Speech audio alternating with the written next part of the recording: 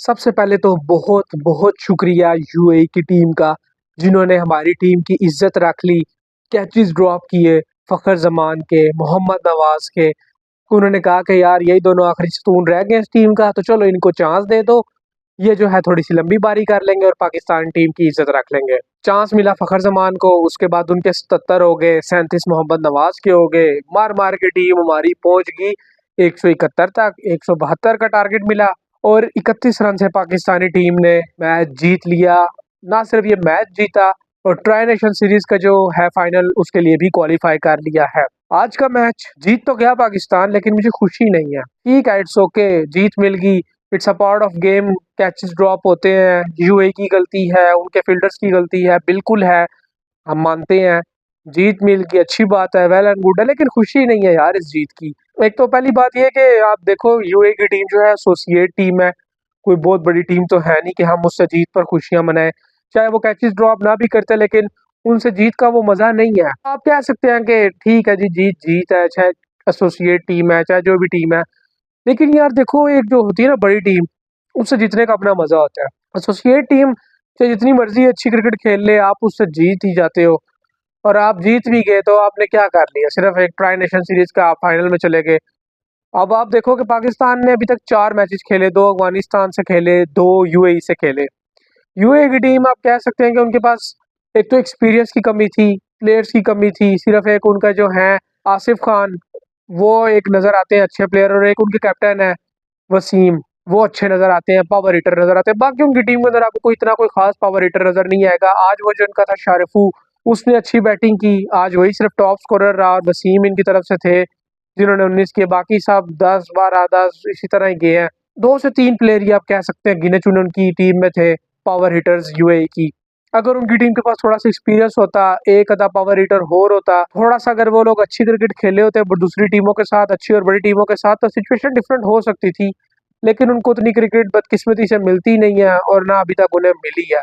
लेकिन अभी तक उन्होंने जितनी क्रिकेट खेली है, यूएई ने अच्छी क्रिकेट खेली है। पाकिस्तान को उन्होंने बॉलिंग से काफी ज्यादा ट्रबल किया है। आप देखें कि 16 ओवर तक उन्होंने पाकिस्तान को बड़ा जकड़ के रखा हुआ था। आखिरी 4 ओवरों में जाके जो है ना, वो गेम पलटा जब कैचेस ड्रॉप हुए, फखर जमान का भी और मोहम्मद नवाज का भी। फिर इनको थोड़ी सी शर्म आई कि हमें स्कोर कर लेना चाहिए। अब जो है उन्होंने हमें मौका दे दिया, उन्होंने कैचेस छोड़ के हमें शर्म दिला दिया कि खुदा का वास्ता आप कुछ कर लो। तो तब इन्होंने हाथ पैर मारे हैं, और तब इन्होंने ये स्कोर किया। यूएई की जगह कोई भी और टीम होती, अफगानिस्तान ही आप इधर काउंट कर ले, यही सिचुएशन होती, अफगानिस्तान होती, पाकिस्तान 150 भी नहीं कर रहा था। लेकिन आपको पता है कि एसोसिएट टीम है, वो उस तरह का भी प्रेशर भी नहीं बर्दाश्त कर सकते। ना तो उनका इतना एक्सपीरियंस है, ना उनके बॉलर्स का उतना एक्सपीरियंस है, ना उनके बैटर्स का उस तरह एक्सपीरियंस है कि गेम को कैसे लेकर चलना है, गेम उनके कंट्रोल में है नहीं है। उनको भी इस चीज़ का एक्सपीरियंस नहीं है। देखा जाए तो 16 17 ओवरों तक यूएई काफ़ी ज़्यादा डोमिनेट कर रहा था, और मुझे तो ये भी था कि पाकिस्तान जो है खातिर खा कामयाबी शायद ले भी पाए या नहीं। लेकिन फिर उन्होंने वही बात है कि बताया यूएई ने कि वो एसोसिएट टीम ही है, तो उन्होंने कैचेस ड्रॉप कर दिए फ़खर ज़मान का और मोहम्मद नवाज का। अब आप खुद अंदाज़ा लगा लेना कि अगर उस सिचुएशन में कैचेस पकड़े जाते फ़खर ज़मान का भी और मोहम्मद नवाज का भी, हालातों वाक़यात बड़े डिफरेंट हो जाते हैं। इस वक्त क्या पता हम यहाँ पर बैठ के ये दुख कर रहे होते कि पाकिस्तान हार गया, लेकिन ऐसा नहीं हुआ। क्रेडिट दे देते हैं जी फ़खर ज़मान साहब को कि आज उन्होंने बड़े टाइम के बाद अच्छी बारी की। उसके बाद हम मोहम्मद नवाज को भी दे देते हैं कि चलो जी, एक आधे मैच के बाद वो भी परफॉर्मेंस दे रहे हैं। बाकी मेरा जो सवाल है वो हमारे जो 2 प्लेयर्स हैं उनसे है, साइम अयूब से और साइफजदा फरहान से। देखो, आपके टैलेंट के ऊपर हमें कोई शक नहीं है, हम आपको कोई डिग्रेड नहीं कर रहे, हम जो है कोई आपको नीचा नहीं दिखा रहे, हम आपको क्रिटिसाइज नहीं कर रहे। हम सिर्फ आपसे इतना कह रहे हैं कि आप लोग जो हैं बैठें और अपनी गलतियों के ऊपर जो है थोड़ा सा वर्क करें। स्टार्ट आप लोग अच्छा ले लेते हैं, अटैक आप लोग बहुत अच्छा करते हैं, लेकिन उसको एग्जीक्यूट नहीं कर पाते, उसको जो है मजीद प्रिवेल नहीं कर पाते।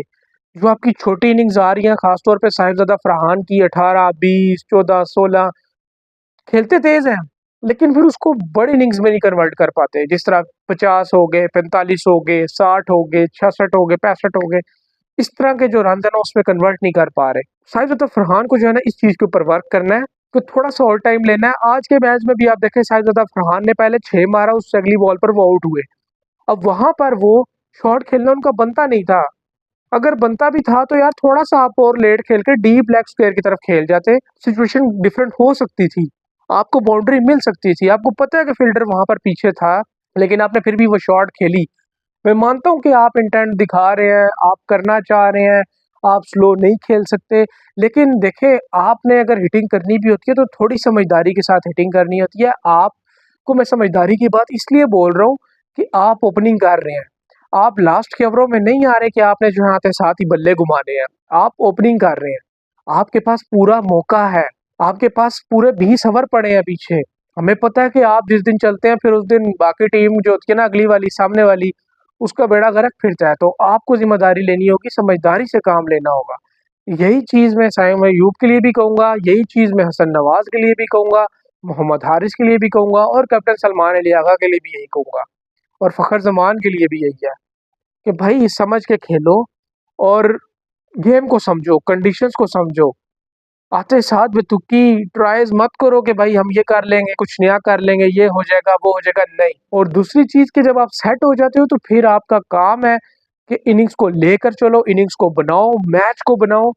जब आप सेट हो गए और उसके बाद आउट हो जाते हो तो वहां पर टीम का जो है क्या होता है, तो बड़ा हो जाता है। क्योंकि जब आप सेट होते हो आप अच्छी खासी बॉलें ले लेते हो सेट होने में, तो फिर आपने जो बॉलें कंज्यूम की होती हैं आपका काम बनता है कि फिर उसको आगे हिटिंग करके उस चीज़ को कवर अप करो। तो जब आप इतनी ज़्यादा बॉलें कंज्यूम कर लेते हो, सेट हो जाते हो और फिर जो आउट हो जाते हो, तो इससे जो बाद में आने वाले होते हैं ना, उनको फिर बॉलें इतनी ज़्यादा खेलने के लिए नहीं मिलती और उनके ऊपर एक प्रेशर बिल्ड हो जाता है। तो इससे क्या होता है, आपकी टीम का कबाड़ा होता है। और यहाँ पर हम बात करेंगे इब्रार की। आज उन्होंने बहुत ही ज़बरदस्त बॉलिंग की, 4 खिलाड़ियों को आउट किया, 9 रन दिए 4 ओवरों में। अब उस बंदे ने यहाँ पर एक पिक्चर शो किया, उसने दिखाया कि मैं फॉर्म में हूँ। रेस्ट के बाद आया, उसने दिखा दिया कि भाई मैं फॉर्म में चल रहा हूँ।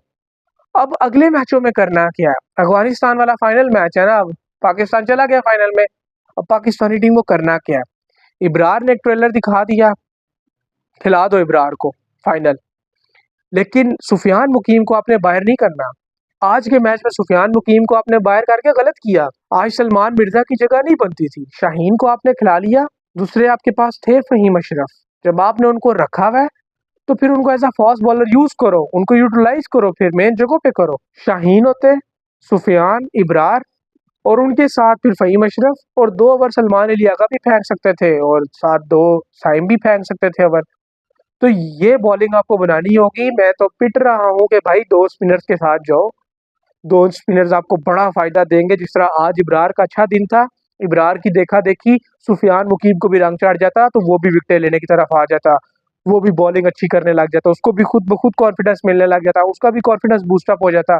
अब आप लोगों ने उसको खिला के बाहर किया इस मैच में, अब आप उसको अगर फाइनल में लेकर आते हैं तो फिर वो क्या परफॉर्मेंस देगा। आज का मैच था ना कि आप उसको देते कि भाई तेरा एक बैड पैच आया छोटा सा, 2 मैचों में तू विकेट नहीं ले सका, तुझे मार पड़ी, इस तीसरे मैच में करके दे भाई, तेरे पे सारी जिम्मेदारी है। इस तरह करो यार, प्लेयर को कॉन्फिडेंस दो, क्या तू कर सकता है भाई, करके दे हमें। तो मैं तो यही कहूंगा कि जो अगले मैचेस हैं, खासतौर पे ये अफगानिस्तान वाला जो फाइनल आ रहा है ट्राई नेशन सीरीज का, इसके बाद जो एशिया कप है, इसमें 2 स्पिनर्स के साथ जाओ।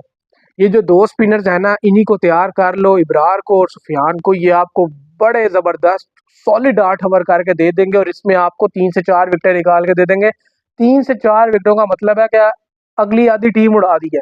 4 विकेट चली जाए जल्दी तो फिर अगली टीम का क्या बचता है, आप खुद अंदाजा लगा लो। बाकी रेड खेड़ के तो कोई एक आधी विकेट सलमान निकाल लेगा, एक आधी कोई शर्म करके शाहीन भी निकाल लेगा और फ़हीम भी निकाल लेगा। अगर आपको इतनी ही आग लगी हुई है और आपने एक और बॉलर ऐड करना है तो फिर आपको मोहम्मद नवाज या फ़हीम अशरफ में से किसी एक की कुर्बानी देनी होगी। और मोस्ट प्रोबेबली चांसेस जो मुझे लगते हैं ना वो यही है कि आपको जो है, अगर आप एक प्रॉपर पेसर खिलाना चाहते हो तो फिर आपको फ़हीम अशरफ की कुर्बानी देनी होगी। फिर उनका मुझे जो रोल है वो दिखाई नहीं देता, क्योंकि आपकी ऑलरेडी बैटिंग लाइनअप बहुत लंबा है, मोहम्मद नवाज तक आपकी बैटिंग बस करती है। इसके बाद जो है आपको बैटिंग ऐड ही नहीं करनी चाहिए, आप प्रॉपर बॉलर्स डालो यार, बॉलर्स के सर पे जीतने की तरफ जाओ। पाकिस्तान की शुरू से स्ट्रेंथ बॉलिंग रही है। मैंने हमेशा एक बात की है कि जब जो टीम अपनी स्ट्रेंथ छोड़ देती है वो जलील होती है। टीम इंडिया ने कुछ टाइम के लिए बैटिंग को साइड पे कर दिया था, वो बॉलिंग पर चढ़ गए थे, बुमराह सिराज, बुमराह सिराज। क्या हुआ, बुमराह के ऊपर अननेसेसरी प्रेशर पड़ गया, उनकी परफॉर्मेंस नीचे चलेगी। अभी आप इंग्लैंड वाली सीरीज देख रहे हैं, बुमराह बिल्कुल ऑफ कलर दिखाई दे रहे थे, फिर सिराज के ऊपर भी प्रेशर आ गया, वो भी कितना अर्सा टीम से फिर बाहर हो गए, फिर दोबारा उनका कमबैक हुआ। तो ये चीज है ना कि इंडिया ने फिर अपने क्या किया कि अपनी बैटिंग के ऊपर रिलाई करना शुरू किया। उनकी बैटिंग ने ही उनको 2 टेस्ट मैचेस बचा के दिए ना इंग्लैंड में। तो इंडिया की जो स्ट्रेंथ रही है शुरू से वो उनकी बैटिंग रही है, उन्होंने फोकस किया फिर उस चीज के ऊपर। बॉलिंग जो अच्छी कर रहे हैं वो एक बोनस है। तो पाकिस्तान की शुरू से स्ट्रेंथ बॉलिंग रही है, पाकिस्तान को अपनी बॉलिंग बेहतर करनी है। बैटिंग तो चलो ये अगर अच्छी करते हैं वो बोनस में जाएगी फिर कि चलो यार उनकी बॉलिंग तगड़ी है, बैटिंग भी साथ दे रही है, वो चीज बोनस में जाएगी। तो आपकी जो बेसिक्स हैं, आपकी जो स्ट्रेंथ है उसके ऊपर काम करो। बैटिंग आपकी स्ट्रेंथ कभी भी नहीं रही जो आप बॉलिंग छोड़ के बैटिंग पे फोकस कर रहे हो। मेरे नजदीक पाकिस्तान अगर एशिया कप में अच्छी परफॉर्मेंस देना चाहता है और आगे T20 वर्ल्ड कप में अच्छी परफॉर्मेंस देना चाहता है, 2 स्पिनर 2 पेसर अच्छे से तैयार कर लो। वसीम जूनियर, अब्बास अफरीदी, इनको भी आप डाल सकते हो सुफियान और इब्रार के साथ। शाहीन को डालना चाहते हो, हारिस को डालना चाहते हो, अगर आप उनके बगैर नहीं रह सकते, आपको रोटी हजम नहीं होती, तो वो आप लोगों की मर्जी है। कॉम्बिनेशन आप लोग इस तरह सेट करो, बनाओ, लेकिन 2 स्पिनर आपके पास प्रॉपर होने चाहिए टीम के अंदर जो आपको परफॉर्मेंस करके देंगे। मोहम्मद नवाज पे रिलाई मत करो, वो आपको एज अ बोनस ओवर करके दे सकता है, वो आपको मैच बना के नहीं दे सकता बड़ी टीमों के खिलाफ। वो आपको वेस्ट इंडीज, ये यूएई होगी, बांग्लादेश होगी, इन टीमों के खिलाफ वो आपको बॉलिंग से मैच बना के दे सकता है। वो आपको जो है बड़ी टीमों के खिलाफ इस तरह मैच बना के नहीं दे सकता मोहम्मद नवाज। हाँ, वो बैटिंग का एडवांटेज उनको जरूर है, तो उनको आपने अगर इस्तेमाल करना है एज अ बैटर करें। बॉलर उनको सेकंड ऑप्शन रखें, फर्स्ट प्रायोरिटी सुफियान और इब्रार अहमद को रखें, इनके साथ 2 पेसर डालें। 4 बॉलर आपके पास कंप्लीट होने चाहिए और इन 4 बॉलर्स को बताओ कि भाई तुमने बॉलिंग करनी है, तुमने बैटिंग नहीं करनी। उनसे बैटिंग की उम्मीद मत रखो। बैटिंग की उम्मीद जो पहले वाले तुमने भरे हुए हैं ना 6, उनसे कहो कि यार बैटिंग करके दे। वो किस मर्ज की दवा है? ओ भाई, साइम अयूब, साहिब जफर खान, फखर जमान, हसन नवाज, मोहम्मद हारिस, सलमान अली आगा। ओ भाई 6, ये 6।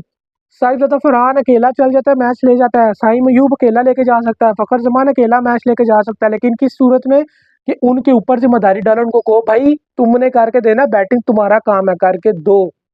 नीचे सलमान अली आगा बचा सकते हैं। हसन नवाज आपको पता है कि यार उसने हमें 3 से 4 दफा ऐसे क्रुशल मैचेस जितवा दिए जो हम उम्मीद नहीं कर रहे थे, तो उसने भी बताया कि मैं भी कर सकता हूँ।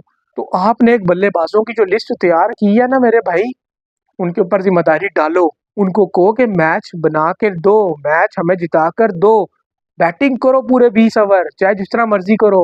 बॉलर्स की जिम्मेदारी नहीं है मैचेस जितवाना, और बॉलर्स को कहो कि हमें विकेट लेकर दो। पाकिस्तानी टीम को यही करना है कि प्लेयर्स को उनके रोल्स बताने हैं और परफॉर्मेंस निकलवानी है। जिम्मेदारी डालो उनके ऊपर और उनको कहो कि हमें ये करके दो, नहीं करोगे तो टीम से बाहर जाओगे। आज के मैच पे तो बात करना बनता ही नहीं है। आज के मैच पे क्या मैं बात करूं? यूएई ने हमें जितवाया है, हम खुद तो नहीं जीते।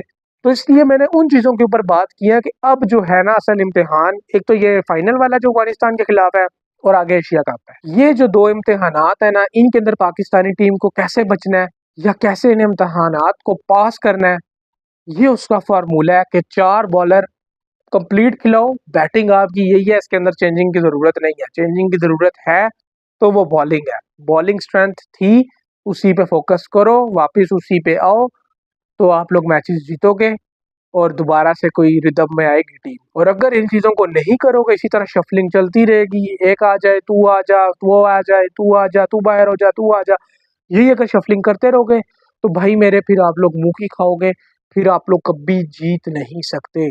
आप लोग इसी तरह फिर जो है छोटी टीमों के खिलाफ फंसोगे और बड़ी टीमों से आप लोग हारते रहोगे। बाकी आप लोगों की जो भी राय हो आज के मैच में वो कमेंट सेक्शन में जरूर बताइएगा। और ओवरऑल भी अगर आप लोगों की जो भी राय हो एशिया कप को लेकर, ट्राई नेशन सीरीज के फाइनल को लेकर, वो भी कमेंट सेक्शन में आप लोग जरूर शेयर कर सकते हैं। बाकी अपना बहुत सारा ख्याल रखिएगा, मिलते हैं आप लोगों से नेक्स्ट वीडियो में, तब तक के लिए अल्लाह हाफिज।